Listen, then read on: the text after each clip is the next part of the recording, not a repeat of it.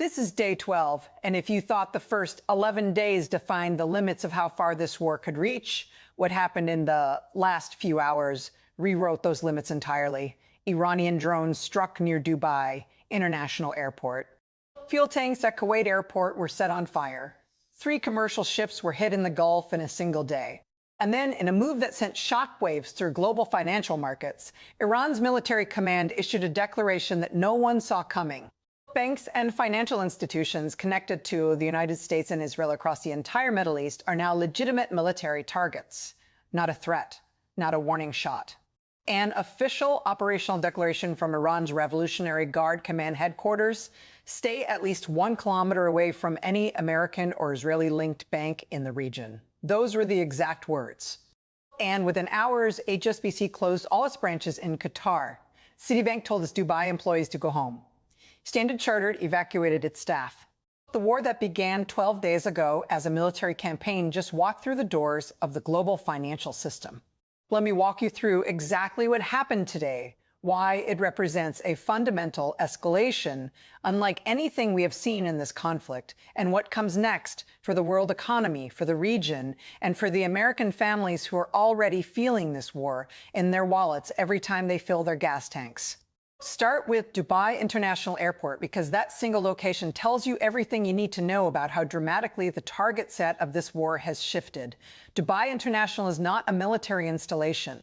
It is not a government facility. It is the single busiest international aviation hub on the planet by passenger volume. More international travelers pass through its terminals every year than through any other airport on Earth. 2 Iranian drones struck near its terminals today. 4 people were wounded. The Dubai media office confirmed the attack. Emirates airline planes sat grounded on the tarmac. Passengers were directed to shelters. And this was not the first time. On the first day of this conflict, Dubai Airport sustained damage and temporarily suspended operations. On day 12, Iran came back. That is not a targeting error. That is a message being delivered repeatedly and deliberately to one of the most economically symbolic locations in the world. Now, picture what it means when Iran's military command, specifically the Khatam al-Anbiya headquarters, which serves as the unified operational center for the Revolutionary Guard, issues a formal statement saying that economic centers and banks belonging to the United States and Israel in the region are now open targets. They did not identify specific institutions by name. They did not need to.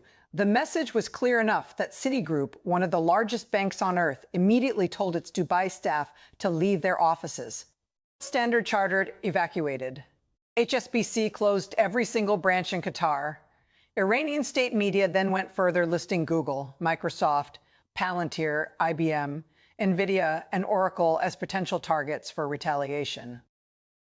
Technology companies, cloud infrastructure providers, the digital backbone of the global economy. This war just announced it intends to reach places that wars have not historically reached. If you have been watching this conflict and thinking it is something happening over there, something contained to military bases and missile exchanges in a distant region, today's developments should permanently change that calculation.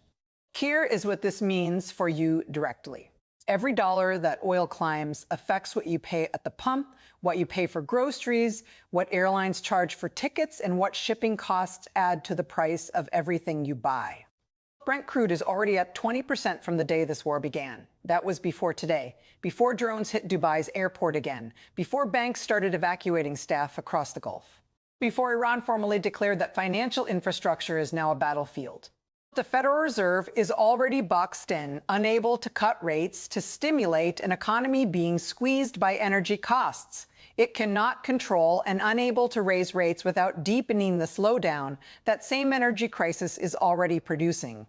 If the picture assembling here is one you have not seen put together anywhere else, subscribe right now. This story is moving faster than any single outlet can keep pace with, and you need to be here when the next piece lands. Here is the strategic logic behind what Iran did today. Because nothing in this campaign is random and nothing is impulsive. When Iran's military command tells people to stay away from American-linked banks, it is not trying to destroy Dubai's financial system for the sake of destruction. It is trying to impose a cost calculation on Washington that changes the political math of continuing this war, Think about what happens when major international banks start evacuating staff from the Gulf. Insurance premiums for operating in the region skyrocket. Multinational companies begin contingency planning for relocating regional headquarters. Investment decisions get postponed. The economic engine that makes the Gulf states such valuable American partners starts running rough. And those Gulf states, the ones hosting American military operations from their soil, start asking their own populations a very difficult question about whether the cost of that partnership is worth paying. Iran has fired what it called its 37th wave of attacks on day 12, 37 distinct attack waves in 12 days. That is a rate of more than 3 waves per day, every day, without pause, against American forces and regional allies simultaneously. Meanwhile, the American president told an interviewer today that the war will end anytime he wants it to end, and that there is practically nothing left to target in Iran. Those two statements cannot both be true. A country with practically nothing left to fire does not launch its 37th wave of attacks. A war that can end any time the president decides does not produce drone strikes on the world's busiest airport on its 12th consecutive day.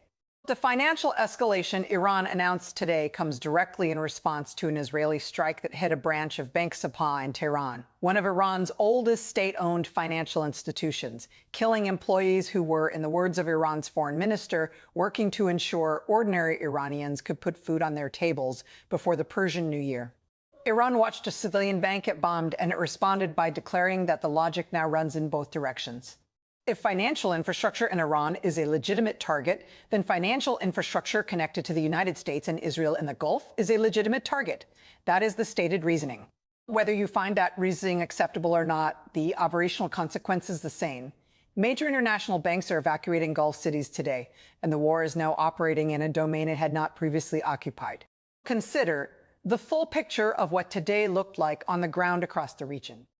In Kuwait, the National Guard confirmed it shot down 8 drones while fuel tanks at Kuwait International Airport burned. In Qatar, the capital Doha heard explosions as the defense ministry intercepted missiles. In the UAE, drones struck near the Fairmont Hotel, on Palm Jumeirah, near Burj Al Arab, near Dubai airport terminals, and near the Jebel Ali port, the largest cargo facility in the Middle East. In Bahrain, planes were evacuated from the airport as attacks continued. In Saudi Arabia, air defenses intercepted drones targeting the Sheba oil field in the deep desert. Every one of these countries is a host nation for American military forces. Every one of them is absorbing Iranian strikes because of that relationship. And every one of their governments is watching their civilian infrastructure, their airports, their ports, their financial districts absorb damage that their populations are now living with day after day. At the United Nations, the Security Council voted Wednesday on a resolution sponsored by the Gulf Cooperation Council condemning Iran's attacks on its Arab neighbors and demanding an immediate halt to strikes. That resolution represents the first formal Security Council action since this war began on February 28. The fact that it took 12 days, 37 attack waves, damage to civilian airports in multiple countries, and a formal declaration of war on regional banks to produce a Security Council response tells you something about how fractured the international institutional response to this crisis actually is. There are 3 scenarios from this point, and none of them are clean. The first is financial containment. Banks and institutions accept the elevated risk, beef up security, and continue operating in modified form from remote locations. The Iranian declaration functions more as psychological pressure than as an operational reality. No major financial institution actually gets struck. The threat recedes without being executed. Markets absorb the shock, recalibrate, and stabilize at a new elevated level of risk pricing. This is the outcome that financial sector analysts are hoping for and that no one is willing to openly predict, given everything this conflict has already defied. The second scenario is targeted financial strikes. Iran follows through. A bank office in Dubai or Bahrain or Riyadh takes a drone strike.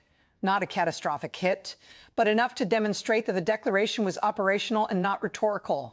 At that point, the calculus for every multinational with a regional presence changes instantly. Companies that have been hoping to wait this out begin executing relocation plans. The Gulf's position as a global financial hub built over decades begins to erode in real time.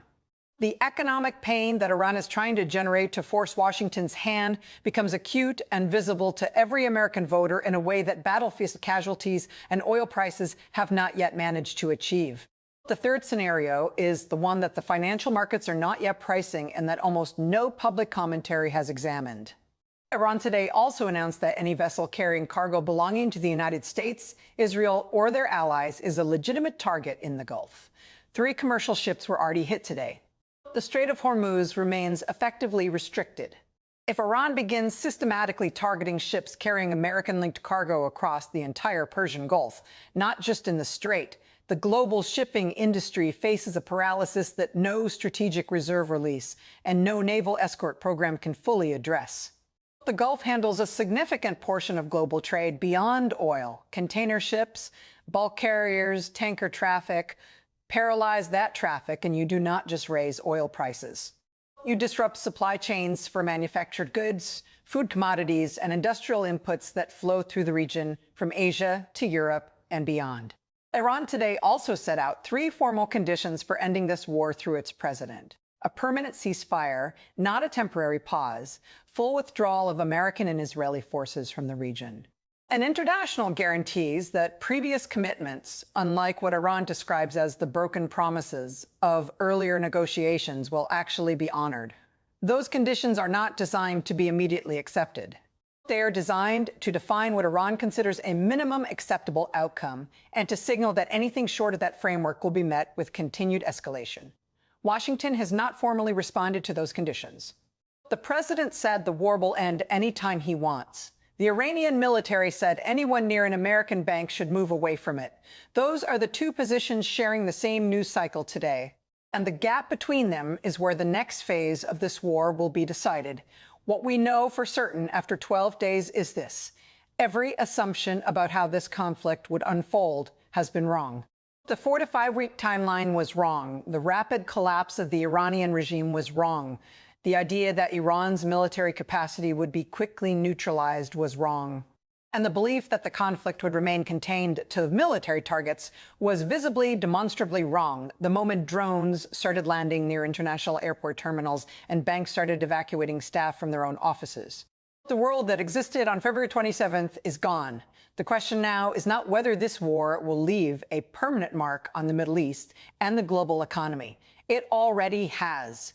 The question is how much deeper that mark goes before someone finds a way to stop digging.